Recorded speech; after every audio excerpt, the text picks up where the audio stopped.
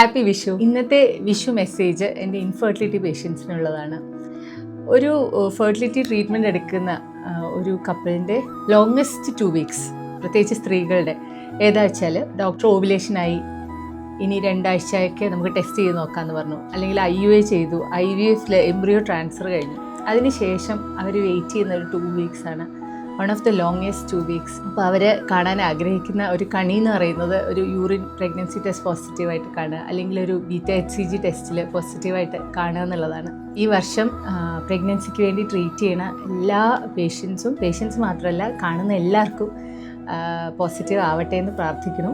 നിങ്ങൾ ഈ വെയിറ്റ് ചെയ്യുന്ന ഈ ടൈമിൽ ചെയ്യാൻ പാടില്ലാത്തത് എന്താ വെച്ചാൽ, കണ്ടിന്യൂസ് ആയിട്ട് ഗൂഗിളിൽ സെർച്ച് ചെയ്തുകൊണ്ടിരിക്കുക.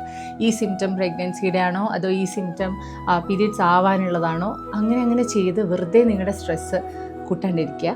ആൻഡ് ടെസ്റ്റിംഗ് ടു ഏർലി, വളരെ നേരത്തെ ടെസ്റ്റ് ചെയ്താൽ ഈ പറഞ്ഞ മാതിരി ചിലപ്പോൾ അത് നെഗറ്റീവായിട്ട് കാണിക്കാം, അല്ലെങ്കിൽ നമുക്ക് കൺഫ്യൂസിങ് ആയിട്ടുള്ള റിസൾട്ട്സ് വരാം. അപ്പോൾ എഗെയിൻ ഇത് നിങ്ങളെ ആങ്ഷ്യസ് ആക്കും.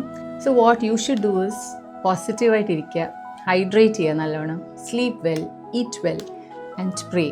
ബിക്കോസ് നമ്മൾ ഈ ഫെർട്ടിലിറ്റി ട്രീറ്റ്മെൻറ്റ് ചെയ്യുന്ന എല്ലാ ഡോക്ടേഴ്സും ദൈവവിശ്വാസികളായിരിക്കും. കാരണം നമ്മൾ എന്തൊക്കെ ചെയ്താലും, പേഷ്യൻ്റ് എന്തൊക്കെ ചെയ്താലും, ഡോക്ടർ എന്തൊക്കെ ചെയ്താലും, നമുക്ക് ഫൈനലി ഒരു ദൈവാനുഗ്രഹം അല്ലെങ്കിൽ ഒരു യൂണിവേഴ്സിൻ്റെ ബ്ലെസ്സിങ് വേണം പ്രഗ്നൻസി ആവണമെങ്കിൽ. അപ്പോൾ നല്ലോണം പ്രാർത്ഥിക്കുക.